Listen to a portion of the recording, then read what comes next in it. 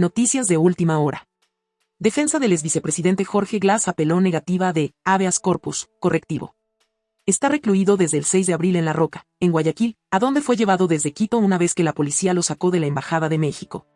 La abogada del exvicepresidente Jorge Glas, Karen Gómez, presentó el 20 de julio del 2024 una apelación a la sentencia de primera instancia en la que el juez de garantías penales Patricio Vidal negó el pedido de habeas corpus correctivo a favor de su defendido. Glas está recluido desde el 6 de abril del 2024 en la cárcel de máxima seguridad La Roca, en Guayaquil, a donde fue trasladado desde Quito una vez que la policía lo sacó de la Embajada de México. El ex segundo mandatario tiene 2 sentencias en firme en los casos Odebrecht y Sobornos 2012 a 2016, y una orden de prisión preventiva en el caso Reconstrucción de Manabí. La representante legal de Glas había solicitado que se le permita cumplir arresto domiciliario en casa de su madre con el debido resguardo policial, para que pueda recibir atención médica para precautelar su salud física y psiquiátrica por parte de sus médicos que lo han tratado por varios años. El juez no lo aceptó. En su escrito, la abogada Gómez dice que el fallo impugnado no tiene una motivación clara, violó el derecho de Glas a la tutela efectiva y adolece de los vicios de la incoherencia y la incongruencia. Agrega que nunca se contrastó la información del reporte del Ministerio de Salud en el que se aseguraba que Glas había recibido 79 atenciones médicas en La Roca. En la sentencia impugnada también se mencionan el oficio mediante el cual el director de La Roca autoriza el ingreso de personal del Ministerio de Salud Pública y el informe técnico mediante el cual el Ministerio de Salud expresa que desde el 6 de abril hasta el 2 de julio del 2024, el exvicepresidente Jorge Glas habría recibido un total de 79 atenciones de servicios médicos. Sin embargo, en la sentencia impugnada ni siquiera se analizó si las supuestas atenciones médicas eran las que necesitaba Jorge Glas para tratar la espondilitis anquilosante que lo aqueja y su grave afectación psicológica debido al peligro de suicidio. De las supuestas 79 atenciones en servicios de salud, Jorge Glas recibió solo 2 atenciones psiquiátricas. Es decir, de 79 servicios de salud, un paciente que ya intentó suicidarse el 8 de abril del 2024, en un lapso de 3 meses solo recibió 2 atenciones psiquiátricas, se argumenta en el escrito. La apelación menciona, asimismo, que no se tomaron en cuenta los informes elaborados por el equipo del Mecanismo Nacional de Prevención de la Tortura de la Defensoría del Pueblo y la asambleísta correísta Sofía Espín, así como de varios especialistas médicos que visitaron a Glas. Todavía no se ha fijado la fecha para que un tribunal de alzada conozca y resuelva esta apelación. Seguimos con las noticias. Henry Kronfle dice, si renuncio para ser candidato presidencial, tenemos que llegar a un acuerdo para que la primera vicepresidencia de la Asamblea Nacional quede en manos del PSC. El presidente de la Asamblea señala que la amistad con Daniel Noboa no se ha roto, pero que tiene que defender a la institución de los ataques. El presidente de la Asamblea Nacional, el social cristiano, Henry Kronfle, dialogó con el Universo sobre los escenarios legislativos derivados de las decisiones que él tome de cara a los comicios presidenciales del 2025 y de los efectos de la campaña electoral en la relación entre el Ejecutivo y el Legislativo. Depende de muchas cosas. Primero, de mi familia. No he conversado con ellos. Tengo mis hijos viviendo fuera del país y para mí juntarlos a todos es problemático. Queremos tomar una decisión todos, porque lo que sea que resuelva quiero que mi familia esté conmigo. Segundo, depende de que vamos a presentar como partido en un proyecto político al país, y eso es muy importante porque puede haber diferencias, espero que no, pero estas cosas hay que conversarlas con claridad. Tercero, tengo que dejar ordenadas ciertas cosas en la asamblea, porque en el caso mío yo no pido licencia en la etapa electoral, yo tengo que renunciar. Y para renunciar debo dejar las cosas encaminadas y tener la certeza de que el que se quede el puesto continúe con la misma línea. ¿Y teme dejarle la presidencia de la Asamblea Nacional en manos del correísmo? Tendremos que llegar a un acuerdo para que la primera vicepresidencia quede en manos del PSC y trabajar en conjunto con la presidencia, que ocuparía Viviana Veloz, para seguir la línea que necesita el país. Tengo que buscar 70 votos. Y todavía son posibles esos acuerdos dentro considerando que está resquebrajada la relación con el presidente Daniel Noboa y su partido ADN. Hemos aprobado leyes por unanimidad, incluso recientemente, después de ese supuesto resquebrajamiento, que yo lo veo más bien como un ataque a la Asamblea dentro de una estrategia de campaña electoral y por lo cual tuvimos que salir a defendernos porque nosotros no tenemos enemigos, nosotros tenemos aliados y el primer aliado es el pueblo. Entonces, seguramente, no tengo dudas, vamos a llegar a ese consenso. Seguimos con las noticias. El Estado deberá pagar la deuda histórica que mantiene con el Instituto Ecuatoriano de Seguridad Social en un plazo de 10 años, esto según lo establecen las nuevas reformas a la Ley de Seguridad Social.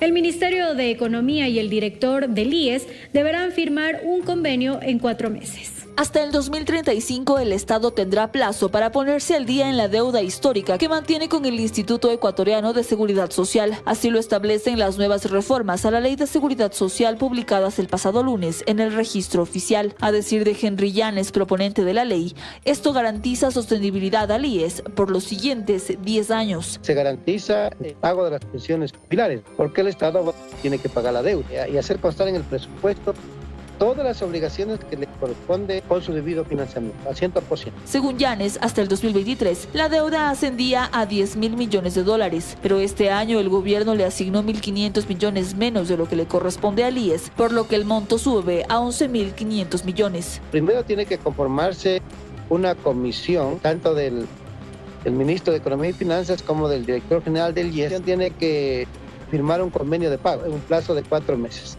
Pero para Marcelo Espinel, experto en seguridad social, que en el papel se establezca un plazo máximo no es garantía de que el Estado salde una deuda que se arrastra desde hace varios años. Suponemos que haciendo leyes se resuelven las cosas.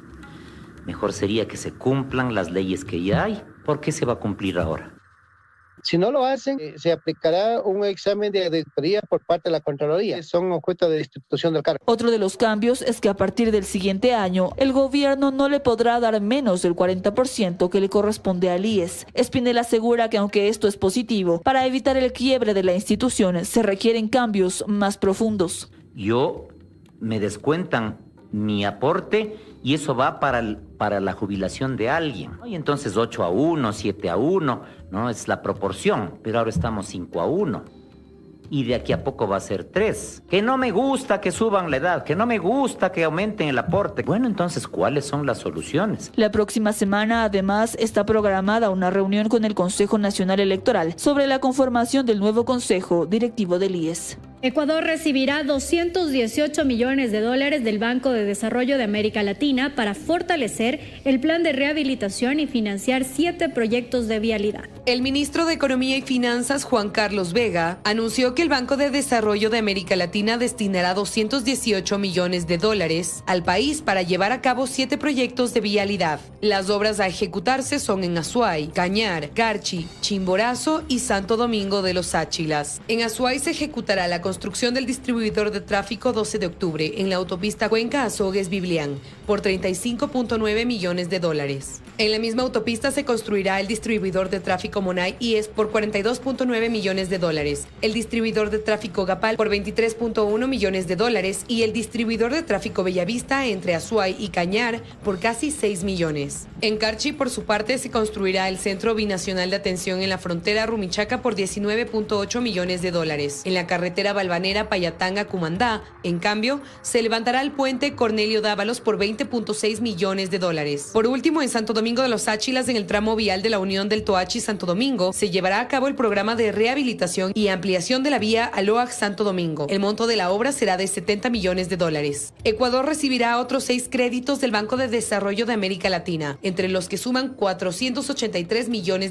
Sin embargo, serán destinados para otros fines. Pasadas las 10 de la mañana de este domingo se reinstaló la audiencia de habeas corpus solicitada por el expresidente del Consejo de la Judicatura, Wilman Terán, quien ejerce como su propia defensa. Él solicitó se lo traslade a la cárcel 4 de Quito debido a una supuesta violación de sus derechos durante una intervención militar en la cárcel de La Roca. Esta mañana los jueces revisaron los videos de la noche en la que se habrían producido estos supuestos actos violentos en contra de Terán. Al momento la audiencia está en receso. 70 aspirantes a jueces y conjueces de la Corte Nacional de Justicia rindieron la prueba de oposición en el Complejo Judicial Norte, aquí en la capital. En medio del proceso se dio a conocer que un juez constitucional negó el pedido de medida cautelar que pretendía suspender este concurso. Puntual, con la presencia de un notario y con un sello de seguridad. Así es como inició esta jornada, en donde 70 postulantes habilitados rindieron las pruebas descritas dentro del concurso para designar a jueces y conjueces de la Corte Nacional de Justicia. Cada uno de ellos recibió 2.000 preguntas, de las cuales en 2 horas respondieron 100 e incluyeron interrogantes generales y específicas, de acuerdo a la materia a la que los aspirantes postularon. Muchos incluso llegaron de distintas provincias. Yo estoy participando para la sala civil. Las preguntas se enfocaban muchísimo en derecho civil, derecho societario, derecho mercantil. A la sala contenciosa administrativa y por lo tanto preguntas relacionadas con el Código Orgánico Administrativo, contratación pública, servicio público. Yo estoy postulando para la sala de familia, niñez y adolescencia. Hay un solo cupo, pero también recordemos que hay cupos de conjueces. A la par de todo este proceso, la Unidad Penal de Competencia en Infracciones Flagrantes negó una acción de protección que pretendía suspender este proceso, la misma que fue presentada por los expostulantes del concurso Héctor Mosquera, Máximo Ortega y Ramiro Ortega, quienes alegaron irregularidades en los resultados de la prueba de confianza, por lo cual fueron excluidos del proceso. No obstante, el juez convocó audiencia el próximo 1 de agosto. Previo a que los postulantes rindan sus pruebas, autoridades encargadas de esta fase indicaron las directrices del proceso. Eso además que recalcaron que se establecieron protocolos de seguridad con asistencia de la fuerza pública. Realmente esta aula está restringida absolutamente para ustedes, para el personal técnico que los acompaña y para los veedores del concurso, para nadie más. Nadie podrá ni entrar ni salir de esa aula porque es una aula restringida para la aplicación de la prueba, aun si terminaran su prueba. Es decir, todo el grupo tiene que entrar y salir al mismo tiempo. Bueno, la importancia es de que el sistema de justicia actualmente está perdiendo tantos valores y se busca que haya funcionarios en alta corte del máximo de justicia ordinaria que sean transparentes, éticos y sobre todo con una gran solvencia moral. Se prevé que los resultados de las pruebas sean entregados el próximo martes y posterior iniciará la fase de recalificación por 3 días. Para octubre de este año se espera conocer a los 15 nuevos jueces y conjueces de la Corte Nacional de Justicia. Este martes se desarrollará el último procedimiento abreviado dentro del conocido caso Metástasis. Se trata del proceso a través del cual se dará sentencia al colaborador de Leandro Norero, Daniel Salcedo. A lo largo de esta semana que terminó, Fiscalía logró que se condenara a 9 personas. Esta fue la forma en la que se trasladó a 9 de los 49 procesados en el caso Metástasis hasta la Corte Nacional de Justicia. Desde el pasado 15 de julio, 1 a 1 dieron la cara a la justicia mediante un procedimiento abreviado, obteniendo condenas que van de 15 a 40 meses de prisión como autores del delito de delincuencia organizada. Los primeros sentenciados en el caso que reveló toda la ejecución de un grupo delincuencial a favor del narcotraficante Leandro Norero en la función judicial con el objetivo de lograr impunidad fueron los expolicías Gabriel García y Neisser Mazón, quienes recibieron una condena de 3 años, 4 meses de privación de libertad. Misma condena que recibió el exsecretario de la Unidad Judicial del Guayas, Cristian Sánchez, quien cumplía la función de alertar al grupo del narcotraficante de las actuaciones judiciales que se ejecutaban en la causa penal por lavado de activos que se llevaba en su contra. Resoluciones que ya estaban condicionadas al desembolso de dineros. Él ha aceptado ese beneficio, por tal motivo ha quedado plasmado en el acuerdo. Los ex jueces de la Concordia y de Santo Domingo, Ángel Lindao y Emerson Curipayo, también fueron condenados a 3 años, 4 meses. Fiscalía logró probar cómo ambos magistrados recibieron dinero a cambio de resoluciones favorables en causas específicas. Lindao recibió $50,000 a cambio de levantar las medidas cautelares que pesaban sobre un inmueble de Norero. Curipayo, $200,000 por otorgar la libertad al brazo armado de Norero, alias Cuyuyuy y alias Madrid.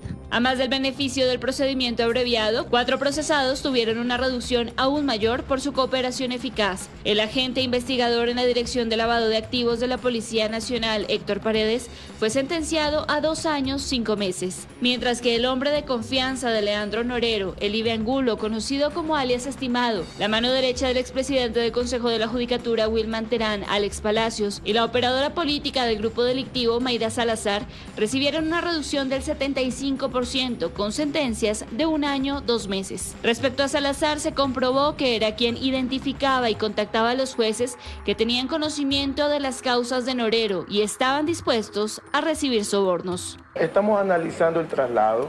Mayra no está segura en la cárcel de Tacunga. Ante un juez penitenciario vamos a solicitar el traslado. El último en someterse a este juicio directo será el colaborador y amigo de Norero, Daniel Salcedo, tras lo cual para los 39 procesados restantes se fijará fecha y hora para la audiencia preparatoria de juicio por procedimiento ordinario, con lo que podrían enfrentar penas de hasta 10 años con agravantes.